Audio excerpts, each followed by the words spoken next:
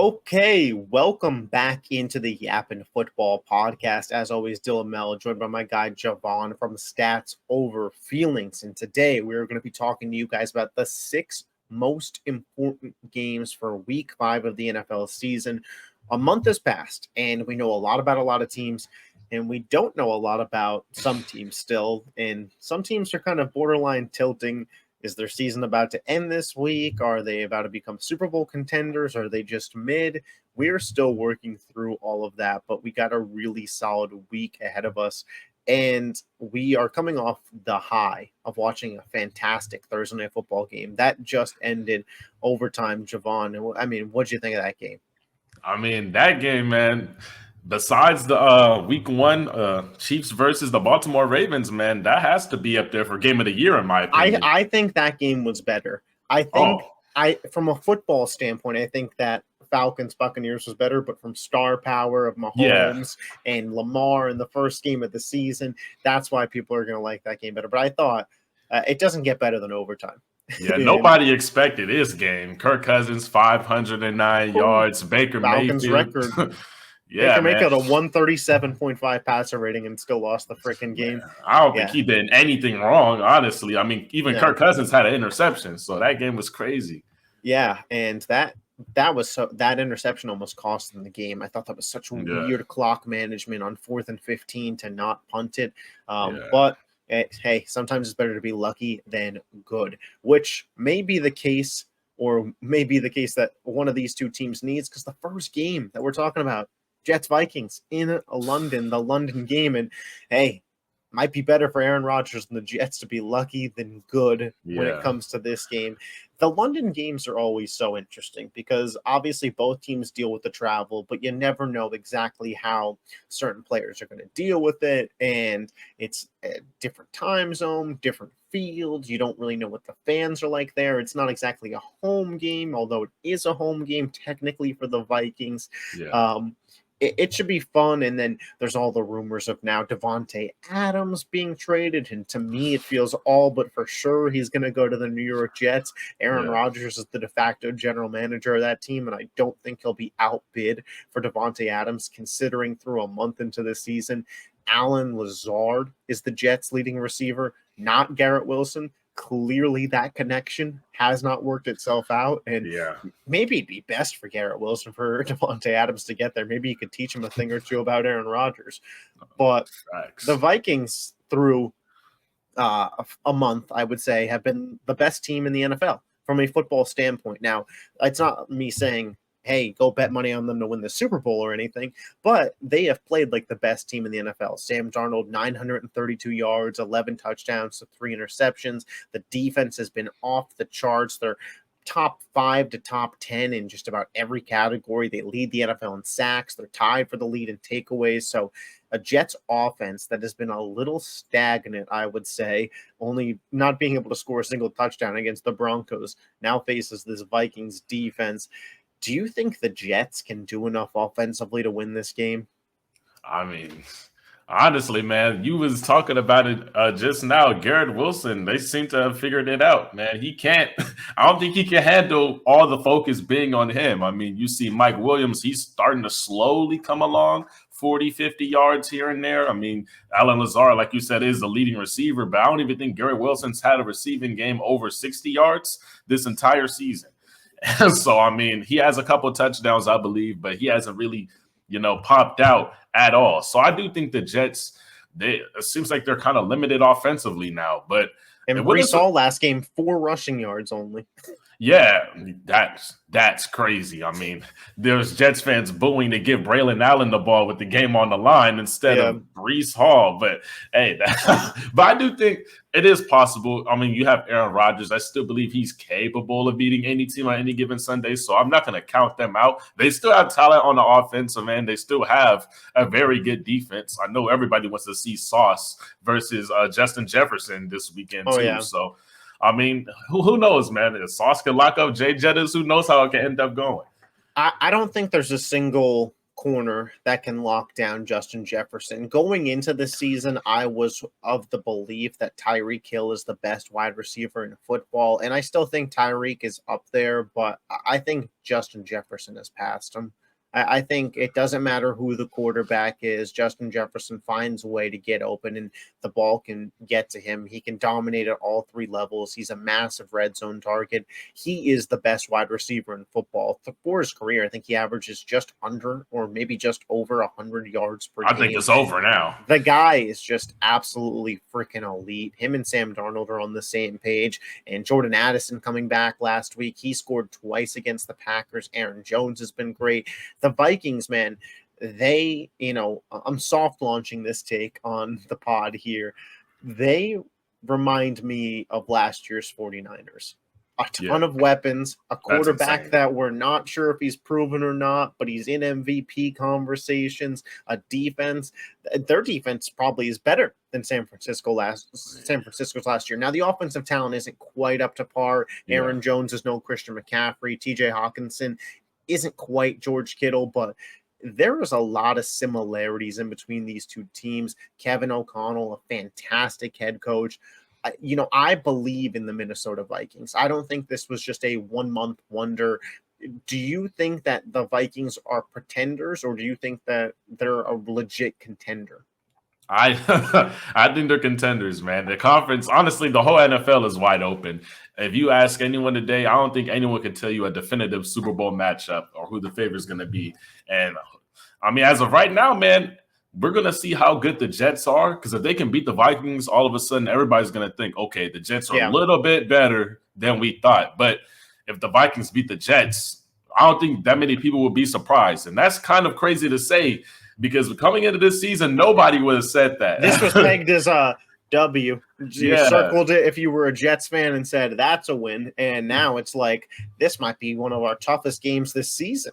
I mean, man, like that defense is legit, man. And when you have Aaron Jones, who's able to actually run the ball, like he wasn't this consistent when he was on Green Bay last year. And it seems like he's reviving his career. And then you have the best receiver in football, one of the better wide receiver twos in football. I mean, shit, this team is one of the most complete teams in the NFL right now. I think they're contenders. Do you think there's kind of sneaky upside if the Jets lose this game and can't move the ball, and you see the offense struggle again, that maybe that there's a little bit more giddy up, a little bit more fire into the front office to get a Davante Adams deal done? He's not playing this weekend with a hamstring injury. Yeah. It reminds me of when James Harden was on the Nets and he had that hamstring injury. Yeah. And then it was right around the All-Star break. He's traded to the Sixers, and he's one of the All-Stars. And in the draft, it's Kevin Durant and LeBron are drafting, and Kevin Durant won't pick him. And LeBron picks James Harden, and Kenny Smith goes, "Isn't he injured?" And Charles Barkley goes, "No, he's on the Sixers now. He's healthy as could be." Yeah, I remember That's sort of what it would feel like if Davante Adams gets to the Jets. I bet that hamstring feels like it did when he was 25 again. Yeah, I've been seeing all the memes on Twitter, man. But honestly, if you're the Jets, you're going all in, right? So why not, bruh? Like, what are you even waiting for at this point? So this is my thing as with the Jets. And I think that it's a parallel to the Lakers in basketball. Yeah. If you're going to be on the 40-year-old superstar timeline, then be on it. Then trade that second-round pick for Davante Adams. Then go all in on winning this year. Don't half-ass commit to a guy who's not in his prime anymore, but with the right pieces around him can still be good. That defense in New York is still legit. They're 5 in the NFL in terms of points per game given up. I believe they're averaging like 15 points per game allowed. They have been legit this year. If you can get that offense to just get up to 20 to 25 points a game in that range, you will be a playoff team. And you'll have Aaron Rodgers, Davante Adams, Breece Hall, Garrett Wilson, and that defense going into the playoffs. You can make a run. There's no reason for them not to get that deal done. I mean, 100%, man. I'll tell you now, you throw them a second and a fifth, I don't think they're saying no. Especially like, who knows how long this hamstring injury is going to affect Davante Adams. If you didn't want to give up the draft pick, I bet if you gave him Malachi Corley in a third, deal's done. Yeah, If you'd rather just give up a piece, and there's a world where, hey, maybe Hassan Reddick's part of this deal. You guys want to have the ultimate defensive line? Max Crosby, Christian Wilkins, and Hassan Reddick? You can have them. I mean, man, and I mean, it's just crazy, man. If you're going to go all in, then go all in. The Raiders, they're not trying to win right now. So they barely want Gardner Minshew to be starting as it is. It seems like Aiden O'Connell's going to be in there by probably around week 7, week 8, regardless too. And then once that happens, I mean, the season's basically over for them anyways. So, I mean, just throw the Raiders the offer, man. If you want to win, to go ahead, prove it. Yeah, for sure. Minnesota's favored by 2.5. It sounds like we're both leaning Minnesota. You are leaning Minnesota to win this game? Oh, yeah, they should handle business, man. They should handle business. Yeah, and I think we're both on them covering the spread for the bettors out there. We move on. Ravens at Bengals. The 2-2 Baltimore Ravens on a 2-game win streak. They're a couple of plays away, potentially really from being 4-0. They have the number 1 offense in the NFL right now in terms of yards per game. They have the best rushing attack in football with Lamar and Henry and Justice Hill even taking on the 1-3 Cincinnati Bengals, who have still yet to win a game at home this year. But Joe Burrow, sneaky having a really good year, 978 yards, 7 touchdowns, only 1 interception. Jamar Chase is seeming to have gotten going these past 2 games, but it was the Commanders secondary and then the Panthers secondary. You know, at 1-3, this game feels very must win for Cincinnati. But I feel like even if they lost, I still wouldn't be willing to write them off because they have Joe Burrow. Nah, man. 1-4. I mean, I guess it depends how they lose. If they're competitive and it looks like the Chiefs game, I guess I could believe that they could sneak into the playoffs still as a 6 or 7 seed. But I'll tell you what, that's possible. I mean, some injuries would have to go their way, but it's possible. I'll tell you what, though, if they win this game, they feel right back in the mix because now they're 2-3. Baltimore's 2-3. Pittsburgh, we'll see. We'll talk about them in a little bit, but that division becomes wide open again if they win this game. Yeah, man. But the thing is, I trust the Bengals. Like, they're at the bottom of the list when it comes to teams I trust. The Bengals defense as far as I could throw them. Exactly. And it's like, okay, even if they win this game against the Ravens, that defense is not just going to magically, become a top 10 defense overnight. That's going to be my thing. They're not just going to become a top 10 defense. And so, I mean, and you're playing the number 1 offense in the NFL. They can't stop the run. I got the Ravens winning this game by at least 2 scores. Easy. Yeah, it is on paper, if you just take away the team names and you just look at it from a stats perspective, this is a nightmare matchup for the Bengals. They can't stop a nosebleed in the run game. Ramondre Stevenson looked like prime Derrick Henry in week 1 against them. What's the actual Derrick Henry going to look like in week 5 against them? Yeah. Plus, you have to factor in stopping Lamar Jackson. Cincinnati's this is the thing with the Bengals. Every game that they're going to win this year is going to have to be a shootout. And if you had told me through the first 3 weeks that they were playing the Ravens, I'd say that they have a shot because the Ravens defense looked tragic through 3 weeks. But all of a sudden, last Sunday versus Buffalo and against Josh Allen, we started seeing glimmers of last year's Baltimore Ravens defense. And it was always going to take some time. New defensive coordinator, Mike McDonald, he's killing it in Seattle, but Zach Orr now in the building. You lose, I would say 5 to 8 key rotational pieces on this defense. Patrick Queen, Geno Stone, who led the team in interceptions last year, Jadeveon Clowney, Rock Ya-Sin. The pieces moved and left out of Baltimore. It was going to take a minute, but you still have Roquan Smith, Kyle Hamilton, Madubuike, Marlon Humphrey. There's still really good pieces on this defense. So, we were never out on the Ravens. We were out on them being as dominant as they were last year, but the offense seems to have taken a step forward. And I think an underrated story, which Ravens fans will be so happy that we're talking about, is Lamar has, I think, improved as a passer even this year. I know the numbers don't show it, but on the eye test, he looks like a much better quarterback, He's accurate, at least under Todd Monken. And the jump from year 1 to year 2 with the offensive coordinator, he looks very comfortable. That's why the offense is statistically the best in football. I mean, that might just be because of Derrick Henry. Who knows, man? Maybe he just feels more comfortable back there. He knows he doesn't have to force as much as he has in past seasons because, Derrick Henry is what? He's gone up and rushing every single game this season, and we're going into week 5 or week 6? 200 last week, and he broke off an 87-yard touchdown. I mean, think about what we've seen from Gus Edwards on the Chargers. That was the Ravens' leading runner last year. And the guy can barely get on the field for the Chargers. Yeah, I mean, that is crazy. I mean, and then when it comes to the Bengals, I think people are kind of overrating what Joe Burrow's been doing a little bit. I think he's been playing decent. He hasn't been great. Like, if you look at his touchdown passes, like these passes that Jamar Chase is taking 70, 80 yards, that's Jamar Chase. I mean, I get it. He's Jamar Chase had that baby oil on him. You see that question they asked him? Just slipping off of everybody going 74 yards up the sideline. So it's like, I mean, yeah, he's playing good, but that 74-yard touchdown pass wasn't really that much of an accurate pass. That was Jamar Chase making a play.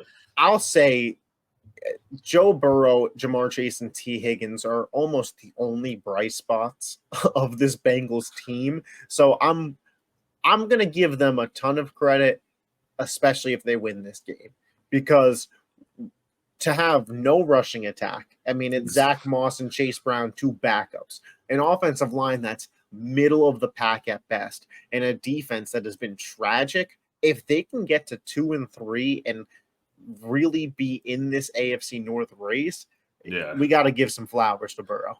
I mean, bro, they were in the last place in their division last year. So, I mean, is that possible they do it again with Joe Burrow as quarterback? That's insane to think about, man. But when you can't stop the run and you can't run the ball, how are you going to control the game? It feels like, and to think everyone knows that T. Higgins is gone after this year.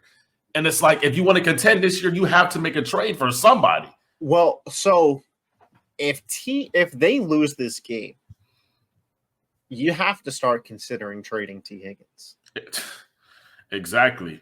And then it's like, if you don't trade T. Higgins and you make a trade for like a decent running back, like I think the Bears have like 3 or 4 running backs kind of in their rotation right now. If you want to make a trade, I just don't think the Bears are bringing in a T. Higgins. I mean, it would have to be a separate deal. No, I'm talking about the Bengals keeping T. Higgins, and the Bengals keeping T. Higgins, and they just go out and trade for a running back, to try to balance out their offense because they want to contend for this year. I feel like I would wait and see who was maybe selling at the deadline to see if there's a guy you could get on the cheap. But the Bengals don't feel like the Super Bowl team that some of us thought that they could. And I think that DJ Reader, his absence is just being so greatly felt. And I think instead of a running back, this team needs to go and get a defensive tackle. I think the defense is way more the concern for me than the offense. Chase Brown, I think he's the better player than Zach Moss. They're starting to use him a little bit more. He had a couple decent runs last week. And, I don't think you need anything major with the Bengals run game. I just think you need somebody who's kind of decent. And whether it's 65, 80 yards. Yeah, and whether it's Chase Brown in the screen game, Zach Moss in the screen game, a wide receiver screen to Javon or something, they can get short yardage to open up and make second and medium if they really needed to. That's what the Commanders have been doing. Brian Robinson is good, but their whole plan is let's get it to second and manageable. I think Steelers the Bengals... Yeah, I think the Bengals could adopt that strategy on offense, and then it becomes a little bit easier to get the ball to your playmakers, but they need a defensive tackle in the worst way possible. I don't know who will be available. Exactly. But, Jacksonville, hey, Eric Armstead available? I mean, how often do you even see trades happen for defensive tackles? Like, once you get a good one, you don't get rid of those, man. Those are game changers right there. Yeah, I hear the Jags signed Armstead to like a 2-year deal. He's a little injury prone, so we'll see how far he makes it. But my point is, if you're the Bengals and it costs you a 6th-round pick to go get that guy, you might as well try and plug up the hole if you can, for sure. But We both have Baltimore in this game. I think it's a little closer than you were saying. I don't think it's this massacre. I mean, it's a divisional game, so those always are close, especially in the AFC North. But I just don't see it being competitive, man. I'm not gonna lie. I watched the Bengals play, and I watched the Ravens play, and I mean, the Bengals have one win, and it's over the Panthers. So we'll see where they're at this upcoming weekend for sure. But I don't even think that's the most important game in the AFC. Bills Texans, man. The current spread for this game is Buffalo favored by 1 point. It's essentially a pick 'em. Josh Allen still doesn't have a interception on the year. He does have a fumble. CJ Stroud, 1,054 yards, 6 touchdowns, 2 interceptions. Joe Mixon expected to be back. Nico Collins has really emerged. My thing here is we have a Stephon Diggs revenge factor going into this game. The Bills are coming off of a bad loss on a Sunday night game. How do they bounce back? Because after 3 weeks, everybody was ready to say, including myself, that they're Super Bowl contenders. They kind of got dominated by Baltimore. That trick play really changed the game, but Baltimore felt like they were the better team for most of the night. If now you go back-to-back against AFC contenders and don't put up a good fight, it's almost like, oh, maybe you were just a pretender who beat up on the Cardinals, but you didn't even beat up on them. That was a close game, and then had a dominant win over Miami after 2 left, and then beat up the Jags. Like, their first 3 wins aren't super impressive. They need to show me something here. And for Houston, they are the most penalized team in football. They're averaging 10 penalties a game right now. They have to clean that up. They're just giving opposing teams free yards. And while maybe against the Jacksonville Jaguars, you could afford to give up 300 penalty yards and still win the game, it won't happen versus Buffalo. So those are my things to watch for this game for sure. I'm really interested in seeing who you're going to pick and why, because the Texans haven't been this 40-point-a-game team that everybody expected them to be with Stephon Diggs now. And the Bills' defense has been better than a lot of people thought. After losing all that personnel they lost this year, who knows? Nobody knew what Von Miller was going to be. They didn't even know if they were going to have a reliable run game with James Cook back there. And yet, they're still hooping, man. Josh Allen is probably still the top 3 in the MVP race right now. I think I saw Brock Purdy up there in the top 5 of the leads MVP the NFL in passing yards, and didn't have Debo for a little bit. Hasn't had McCaffrey. I mean, he's answering the doubters. Yeah, and so I mean, even with all of that, you still got Josh Allen in the MVP race. I think the Bills are better than people are giving them credit for, and this game is definitely going to be close. It's all going to I think it's going to come down to the Texans defense, because I think if they don't show up, the Bills will run right over them, honestly. Yeah, I think my biggest key, besides the penalties for the Texans, is if Joe Mixon plays, how healthy is he? Because without him, their run game has been just as tragic as it was last year. And then they're back to being a one-dimensional offense, while regardless of what happens for Buffalo, they can run and they can pass. If the Texans are without Joe Mixon, or he gets out there and doesn't look good, they don't have a backup in the building. Cam Akers stinks. What is it? Awumbawale. I probably just butchered the shit out of that, but he's not good either. So he's just a Swiss Army knife for them. It all falls on CJ Stroud's shoulders, and then I think we could be looking at a game similar to last year's Ravens and Texans playoff game, where CJ Stroud can only do so much. So for me, the biggest key there is Joe Mixon. I think Josh Allen will look fine. To be honest, I don't think he looked particularly bad against the Ravens. Again, that one trick play was just tragic, the way that it went down, and looked terrible. But if they were moving the ball, if they score on that drive, it's 21-17, and we're saying, hold up, we have a game here. I think that these are 2 of the 4 best teams in the AFC, though, for sure. And I don't like that the Texans aren't being included in that tier by a lot of people. A lot of people are Chiefs, Ravens, Bills. And I think, while the Texans have played sloppy and they haven't had a run game and they're the most penalized team in football, they're still 3-1. It is hard to win football games when you were giving up free yards and not able to run the football. And they are still doing it. You want them over the Bills. If this team stops playing sloppy, they'll look like the best team in the AFC. This team is also very young, very inexperienced. I said if. I didn't say when. I said if. I said if, not when. If. Hey, man, if you want them over the Bills, now is their time to prove it, man. Aren't they? I'm pretty sure they're at home this week. They are at home. This is gonna be the game of the week, like you said, and we're gonna see. I think the Bills are gonna win by a field goal. I just got a feeling. I mean, I think the Bills are gonna take away. They're not gonna. If the Texans win, they're not gonna win because of Nico Collins, and they're not gonna win because of C.J. Stroud. I'm gonna be honest. Diggs. And Stephon Diggs steps up and has that revenge game. They'll be without Tank Dell, it looks like. So Diggs will have to step up and be that option. It looks like John Mechie might finally see the field. I think he hasn't even played a dozen snaps this year. I don't know, but you're taking Buffalo. I'm gonna switch up. I'm gonna take Houston here. I think when I did my preseason analysis of these two teams, I thought Houston was the better football team. And through 4 weeks, they're both 3-1. They have the same record. And even though the Texans are a little banged up, I still think that their roster is better. And I think picking the Bills here would just be a little dishonest to how I view these teams. Because the whole offseason, I said that I thought the Texans were the biggest threat to Kansas City.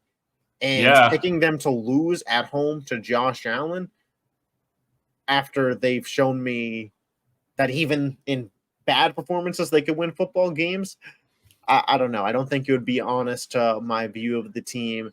I'll be rooting for Houston. As many people know, my roommate is a Texans fan, but my dad's also a Bills fan, so a very convoluted game for me there. But I think it'll be game of the week. I think it'll be really fun. I think Houston wins something like 30-27, 30-24. See, I don't think they're going to score that many points. I really don't. And see, I see where you're coming from because you're an Eagles fan. Your team has a lot of talent, but I'm a Steelers fan, man. I know. Like, I feel like it kind of describes how we view our teams. Winning without talent. Yeah, man. And it's like what I've seen the Texans be, all the penalties, and they haven't played up to where everyone thought they were going to be this year. I think the Bills have been the better team this year. I mean, I get it. Strength of schedule is different, but I think the Bills have been the better team this year. If you didn't know the roster for any team, and I told you could have Sean McDermott and Joe Brady or D'Amico Ryans and Bobby Slowick, who are you taking? I'm gonna take Sean McDermott, man. I think that's the difference here. He's battle tested. I think that's the difference here in opinion. This is a game that it's only week 5, and I think both of these teams are playoff teams, but this is a matchup that could come back around come playoff seeding time. This is going to matter. The head-to-head game will matter. If Houston's the 2 and Buffalo's the 3, and now Buffalo's got to go back to Houston for that playoff game, and I think even more meaningful would be C.J. Stroud, you got to go to Buffalo in January. Yeah. You got to go to Bills Mafia, and who knows what the hell that weather is going to be. You're used to Houston, Texas. Welcome to Buffalo, New York in January, pal. Yeah, man, this game, I can't wait till we talk about this game on Sunday night, man, because it might be where we have to start, to be honest, although your Steelers play Sunday Night Football, so we could there. We'll see, honestly. We'll see how the game is pan out, but a game under the radar that I think is very meaningful for both teams here is Cardinals 49ers. Now, the Niners are 7.5-point favorites in this game. I think that's super interesting. A divisional game. Arizona just got dog walked by Washington. So I think that there's a reaction to what Washington did to them to, Arizona's defense is really, really bad. But divisional games usually pretty close. Brock Purdy, like I mentioned, the leading passer in the NFL right now, 1,130 yards, only 5 touchdowns to open up the season. Jordan Mason, he's filled in for McCaffrey pretty well. He's top 5 in rushing yards. Javon Jennings is the leading receiver for this team right now because Debo and Kittle missed time, and Ayuk's looking a little slow out the gate. McCaffrey, it came out this past week that he has Achilles tendonitis in both legs. They're targeting a November return. He just saw a doctor in Germany. The speculation there, again, the alleged speculation there is that some form of stem cell treatment that isn't really common, as the word I'll use, in the United States. We'll see what happens there. For Arizona, 1-3. After 2 weeks, people were saying this could be a sneaky wild card team. If they lose this game in the NFC West with how well Seattle's been playing, the talent San Francisco has, and the Rams just having the better quarterback and better head coach, it feels like season's over. Yeah. So season on the line for Arizona. For San Francisco, you're 2-2. You're looking to get to 3-2 before Thursday Night Football. This next Thursday Night Football next week is Seahawks hosting the Niners. So back-to-back divisional games for them. Huge spot here. What are you looking for in this game? I think the Cardinals are really going to try. I mean, they don't have the personnel, but I think they're going to try and focus on stopping the run and stopping Jordan Mason, because it all starts there, right, with the 49ers. So if you can stop the run, I mean, I don't know if you want to force Brock Purdy to throw nowadays, but that's how the 49ers operate. They run first. So especially after what happened last week against the Commanders, I think they're going to try and focus on stopping the run, and I just think Brock Purdy's going to have a field day, man. I mean, Debo looks like he's going to be – yeah, he should have a field day. And so Brandon Ayuk, I think he's trying to finally get in game shape. Debo's back. Javon Jennings is top 5 in receiving right now. So I definitely think – I think he's going to have a field day. The Cardinals, this should be a 35-20. So, yeah, I'll say that. The 49ers being the home team here, we just watched Jaden Daniels in Washington dominate this Cardinals team on the road. If the 49ers are still the team in the NFC, which right now there's really not the team. The Vikings have played the best football, but the Vikings aren't proven by any measure at this point in time. It's 4 weeks versus we've seen years of success from Philly, San Francisco, Dallas. Detroit's been really good for the last 2 years. So the Vikings are the team for a month, but the 49ers, in my opinion, are still the scariest team in the NFC. They still have those bragging rights. If they're still that team, they win this game and it's not close. Even without McCaffrey, because it's not like the Commanders got the pieces that the 49ers have. Ayuk, Debo, Kittle, Jennings, Mason, who's a top 5 rusher, filling it. They should dominate this game. I mean, that is true, but this is the NFL, man, and not every game wins. I mean, not every team wins the games that they're supposed to. Yeah. So I definitely don't see the Cardinals. I don't see a world where the Cardinals win this game. I mean, Kyler Murray will have to be the best player in the NFL for a day. Like, that's how good he and Marvin Harrison Jr. will have to have like a buck. I mean, he was that in their one win. To be fair, they were that in their one win. The offense is capable of that. The one thing I want to see, and shame on me for not having the stats pulled up, how good are the 49ers this year against the run? Because Arizona, when they can run the ball, their offense gets a lot better. And Washington just got off to that really quick and early lead that Arizona had to abandon the run game. But if they can consistently run the ball, and this is a closer game, we've seen Kyler Murray pull it off before. So San Francisco this year, to their credit, is top 6 against the run in the NFL. That will be the key to this game. If they can stop James Conner, build up a lead, force Arizona to pass, it'll look pretty similar to what last week did for Arizona. They're not built to play these shootout catch-up games. Even though Kyler himself can do that, the team is not built for that. Yeah, but man. If they can get out to an early lead and they could jump on San Francisco and go up 14-0, we got a game. Hey, well, we're going to see, man. Trey McBride is still listed as questionable. I mean, I think he's banged up as well, so he's got a concussion, so they don't joke with that in the NFL no more. Yeah, that's your number 2 weapon right now. So, I mean, if he can't play for some odd reason, it's not looking good for the Cardinals. It's not looking good for them either way, but now it's really not looking good. Yeah, I don't want to count out Kyler Murray, but I think we're both leaning San Francisco. For the bettors out there, would you take the -7.5 or in the divisional game? I mean, Vegas is giving you a whole touchdown. Yeah, I'm taking that. I ain't gonna lie. You're taking the +7.5? Yeah, no, I'm the 49ers. Oh, the -7.5. Yeah, I think usually when Vegas is begging you to take something, maybe it's smart to lean the other way there. Another game in the NFC where a team season could be on the line. The Green Bay Packers travel to Los Angeles to take on the Rams. The Packers are 2-2. Jordan Love, he'll finally get to play 2 games in a row this season. Matt Stafford and Sean McVay season potentially on the line. It's very similar to Cincinnati, where even at 1-4, I don't want to fully count them out because their bye week is not next week, but the week after, and then they could have Cooper Kupp come back, and maybe they're built to go on a run. But if they win this game, their season is very much still alive. The Packers 0-2 when Jordan Love starts this year. The stats are the stats. They lose a close game to the Vikings. The Vikings dominated early. The Packers battled back.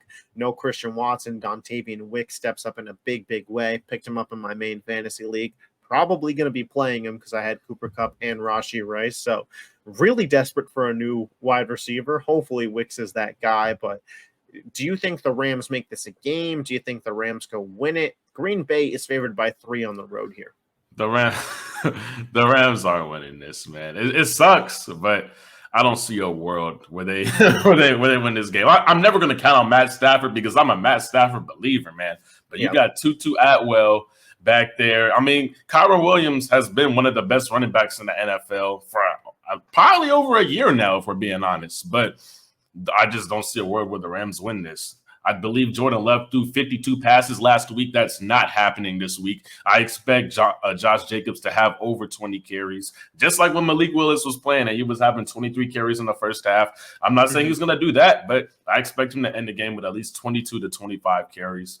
And I feel like the Rams, they're not going to be able to stop the run. I just think the Packers are going to cruise to a W here, man. It just sucks that their best 2 receivers are not playing, so it never really seems like they got to have their season really start, Yeah. And the last game I said I don't want to count out the Cardinals, but I feel like the 49ers are pretty much a lock to win the game. This one I really won't count out Matt Stafford and Sean McVay because you could say that they're a top 5 quarterback coach duo in the NFL right now. And so are LaFleur and Jordan Love are right up there too, though. So Green Bay isn't super outmatched in that area. I would lean Stafford and McVay, but it's not a wide margin, but still a damaged offensive line. Tutu Atwell and Jordan Whittington, those are your best weapons. A young defense, although Jared Verse has been a freak this year. I think he's top 3 in pressure percentage, so he's been really, really good out the gate. It sucks, the injuries that happened to Kupp and Nakua, because I know we were different on this team, but I really thought the Rams offense could skate them through the regular season. And if that defense just got right by the playoffs, they could have gone on a Super Bowl run, especially in the NFC, where they would have had the quarterback head coach advantage in just about every single game that they played. I'll be rooting for the Rams just because I hate to see Stafford potentially go out like this, just getting beat up every single week. But you can never really count them out, bro. I mean, even down 24-14 a couple weeks ago against San Francisco, they battled back and won that game. So if they could dig deep and they could beat the Packers here, that'll tell me a lot about them. But if I'm a betting man, I'm certainly not betting on it to happen. But underdogs have done pretty well in the NFL this year. There's a lot of parity, and it's any given Sunday. And it's especially any given Sunday when you have a top 3 quarterback in the conference and a top 3 coach in the conference, maybe top 1 in McVay. But I think the Packers are a really good football team. I think they're a legit Super Bowl contender. I think the NFC North is disgusting with the Vikings, the Packers, and the Lions. Even the Bears are they're a really good 4th place team. If Caleb can turn it around, who knows? And he's gotten better, I would say, week after week, especially last week, and they were finally able to get him some help in a run game. But yeah, give me Green Bay here. The defense has been excellent. They're tied with the Vikings for the most takeaways this year. Xavier McKinney's had an interception in every single game. The defense is legit. Cool, man. The Packers are legit, and Jordan Love another week healthy, a lot easier of a matchup from the Vikings defense to the Rams. Yeah, I think the Packers will put up some points in this one. And then Sunday Night Football, throwback, old school matchup. Your Pittsburgh Steelers host the Dallas Cowboys. And I'm not just saying this because I'm an Eagles fan, and I'm not just saying this because you're a Steelers fan. The Cowboys might be in some serious trouble in this game. Micah Parsons and DeMarcus Lawrence on an already not great defensive line, especially against the run, both probably not going to play in this game. Brandon Cooks now officially ruled out with a knee swelling injury. So it is Dak, CeeDee Lamb, and a bunch of dudes out there for the Cowboys against a Pittsburgh Steelers, against a Pittsburgh Steelers defense that might be top 2, not 2 in the NFL. TJ Watt, I've said it for years, he's top 2, not 2 defensive players in football. Yeah. And, they lost that game to the Colts, but I thought it was the best game Justin Fields personally played all season. And he looks like he grabbed that brass ring, and he's the freaking starter for that team, man. It feels like a great spot for Pittsburgh to get to 4-1. They'll be rooting for Cincinnati, and if Cincinnati wins, they're 2-3. Baltimore's 2-3. It doesn't matter what Cleveland is, and Pittsburgh's 4-1. Hey, man. Mike Tomlin, you freaking guy.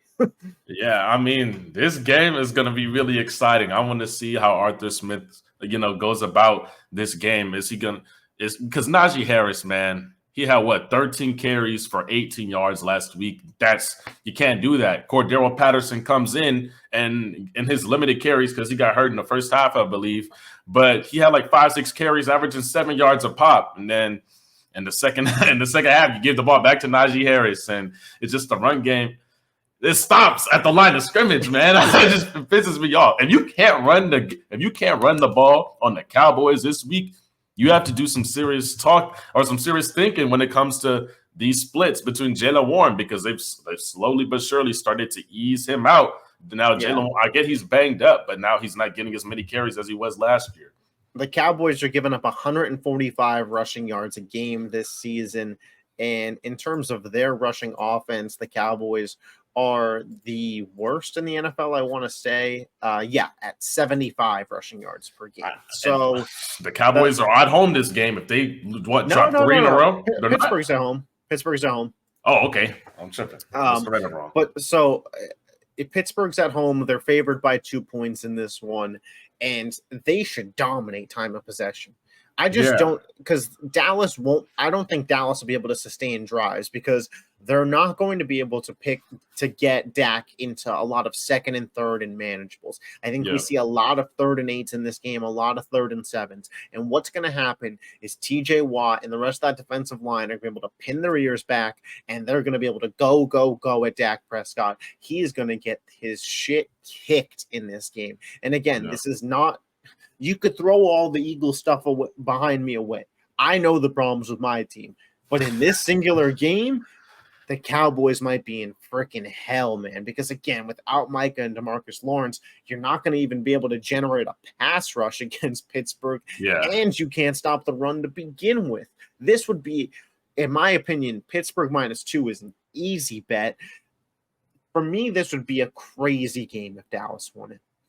Yeah, I mean, man, I get excited just thinking about it because I already know the whole gang. You're just going to have Joey Porter Jr. over there, and they're going to shadow Minkah over the top. There's no way CeeDee Lamb's getting over Jake Ferguson and Jalen Tolbert beating you. Yeah, man, there's no way he's getting over 90 yards. I think he's projected to get 89. And they got Dak over 250. Dak's not getting 250 passing yards against his defense at home. It's not going to happen. Especially if the run game is cooking. I mean, it wouldn't surprise me if this game ended 17-7. That wouldn't shock me. Yeah, or I think 17-9. A low-scoring, run, kind of boring game. This is what I said about Pittsburgh, man, and I've said it for weeks now. They're really good. Undeniable there. They're borderline unwatchable. You're telling me. If you're not a Steelers fan, They do not play a fun brand of football. They do what they can to pick up first downs and then do it over again. And their defense makes it life hell on your offense. Yeah. And again, I've said it once, I'll say it 100 times. Their defense, the addition of Patrick Queen, I think it was so big because they're elite at all three levels. In the front, you have TJ Watt, you have Cam Hayward. Now you have Patrick Queen and Highsmith, and you have Minka and Joey Porter Jr. in that secondary. Yeah. They got guys at every single level. Yeah. And they make life hell for good offenses. And Dallas probably isn't a good offense right now. Hey, man, this is one of the highest paid defenses in the NFL, so they better play like it, man. That's all I know. My biggest takeaway from this game is not going to be Dak Prescott and the Cowboys. It's not going to be CeeDee Lamb. I want to see Justin Fields because after this week, the coach Tomlin is going to have to choose between him or Russell Wilson. I'm pretty sure Russell Wilson's going to be healthy after this week. No, my prediction is the calf injury is still bothering Russell Wilson after the Steelers are 4-1. Hey, we'll see, man. Maybe he's just saying injury is still bothering. That's how I feel. I think if the Steelers were 2-3 after this week, Russell Wilson would be fine. Yeah, I think it's one of those situations where it's like, I don't feel great. But maybe primetime game Sunday Night Football, a win there, 4-1, forces Mike Tomlin to commit to Justin Fields. I mean, you kind of have to, man. Like nobody expected this. People were expecting us to be at the bottom of the division right now. Yeah. And he only has one interception and maybe one or two fumbles. And only one fumble actually he lost. So I mean, he's been hooping this year, man, and I've seen his stats compared to Patrick Mahomes. He's been playing better than Patrick Mahomes this year, man. And we have Van Jefferson as our wide receiver too. I mean, I get it. The Chiefs aren't balling out there with Tyreek Hill anymore, but I'm proud of what Justin Fields is doing, man. I'm not gonna lie to you. He has done exactly what he has needed to. Exactly. Pittsburgh. And that's the thing with the Steelers, man. The team is so well built that they don't have a lot of money invested in the quarterback position. So they just need a guy who could do his job. And they haven't had that with Rudolph and Pickett and Duck Hodges and Ben Roethlisberger at 40 years old, unable to move. Like Justin Fields is crazy enough the best quarterback Pittsburgh has had in half a decade. Hey, man, that is – and all he has to do is not lose the game. He doesn't even have to win the game. I mean, last week, you see he did what he did, and we still lost, which is, man, I mean, sometimes it just happens. But you're not going to go 17-0. Yeah, man, sometimes it just happens. But with this defense, all you have to do is not lose the game. Just don't put the ball in harm's way. The run game, hopefully, with time, it will come along because Najee Harris has not been great. But I hope it comes along, and this is the game that you get that momentum started, man. But all you have to do is not lose this game, and I definitely think the Steelers are going to take care of business easily. Yeah, so we both have Pittsburgh winning there. Those are our 6 most important games. If we didn't talk about your team, tell us about the game. Tell us your predictions. We'll be responding to every comment in the comment section. We're looking to grow the podcast channel here. I know if you're seeing this, you're like, this channel's got less than 10 subs. Come on, guys. What are you talking about? Nah, lock in, man. Lock in with us, man. In time, I promise you. I appreciate you guys for joining us. If you made it this far and you didn't drop a subscribe and you didn't drop a thumbs up, what are you doing? You're 48 minutes into the podcast. Let's not pretend that you didn't like what you were hearing at this point. But we will catch you guys Monday. The reaction video will be out to everything that happened this past Sunday. Bills, Texans, where does the AFC lie? The AFC North? Did the Jets get absolutely dog-walked by the Vikings? I don't know. But we'll talk about it if it did happen. We'll catch you guys next time. Peace. Sure. See you.